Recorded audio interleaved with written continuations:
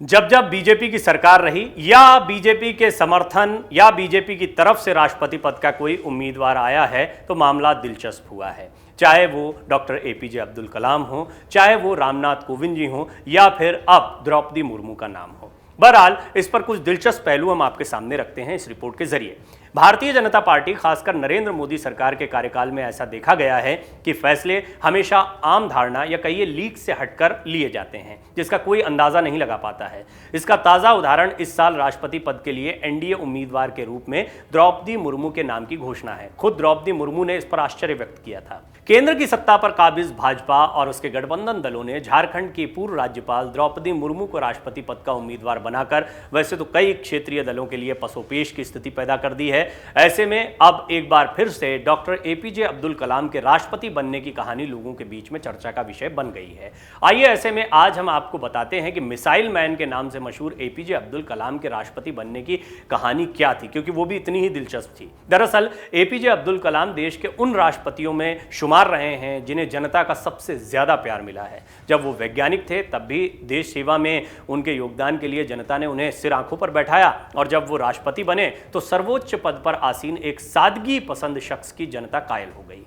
अपनी किताब turning points a journey through challenges में डॉक्टर कलाम लिखते हैं, 10 जून 2002 की सुबह एना यूनिवर्सिटी के कैंपस के किसी भी दूसरी खूबसूरत सुबह जैसी ही थी जहां मैं दिसंबर 2001 से काम कर रहा था। मेरे क्लास की क्षमता 60 स्टूडेंट्स की थी, लेकिन मेरे हर लेक्चर में 350 या उससे ज़्यादा स्टूडेंट्स मौजूद रहते थे। मेरा मकसद था कि पोस्ट ग्रेजुएट स्टूडेंट्स के लिए 10 लेक्चर्स का एक कोर्स तैयार कर सकूं, जिसमें मेरे राष्ट्रीय मिशन से जुड़े अनुभव भी मौजूद हों। उस दिन मेरे उस कोर्स का 9वां लेक्चर था, जिसका नाम था विजन टू मिशन। मैं अपनी क्लास लेकर लौट रहा था कि तभी एना यूनिवर्सिटी के वीसी प्रोफेसर ए कलानिधि मेरे पास आए और उन्होंने मुझसे कहा कि सुबह से कई बार उनके ऑफिस की घंटी बजी और कोई मुझसे बात करना चाह रहा था। जब मैं उनके साथ उनके दफ्तर पहुंचा तो उस वक्त भी घंटी बज रही थी और फोन उठाते ही आवाज़ आई, प्रधानमंत्री आपसे बात करना चाहते हैं। बस इसी एक कॉल के बाद डॉक्टर एपीजे अब्दुल कलाम की पूरी जिंदगी बदल गई।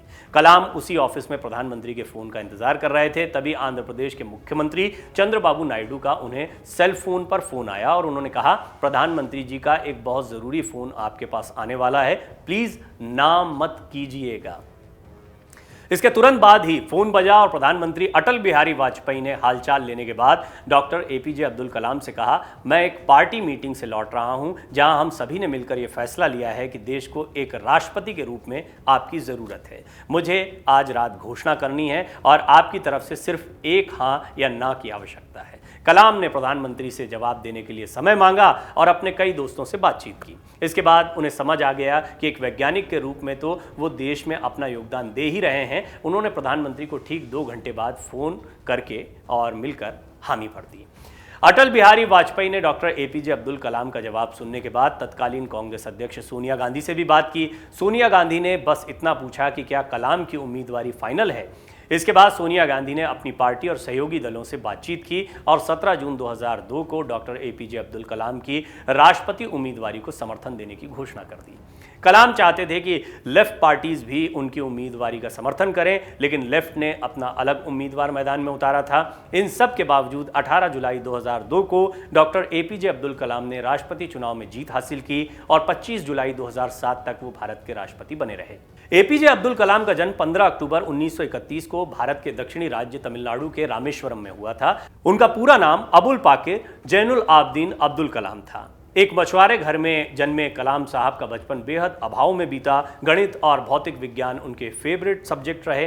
पढ़ाई से कलाम साहब को इतना लगाव था कि वो बस स्टैंड पर अखबार बेचकर अपना खर्च निकाला करते थे। 27 जुलाई 2015 को कलाम साहब का निधन हो गया था। उन्हें उनकी खूबियों की वजह से आज भी उतनी ही शिद्दत से याद किया जाता है जितने एक वैज्ञानिक के तौर पर वो याद किए जाते थे और फिर जितना राष्ट्रपति के तौर पर उन्हें लोगों का प्यार मिलता रहा। तो ये एक दिलचस्प कहानी थी जो राष्ट्रपति चुनाव के दौरान एक बार फिर आपको याद दिलाने का मन किया। धन्यवाद। डाउनलोड करें अमर उजाला ऐप और पाएं खबरें लगातार। अगर आप ये वीडियो YouTube पर देख रहे हैं तो हमारे चैनल को सब्सक्राइब करें और बेल आइकन को दबाना ना भूलें। अगर आप Facebook पर ये वीडियो देख रहे हैं तो हमारे पेज को लाइक करें।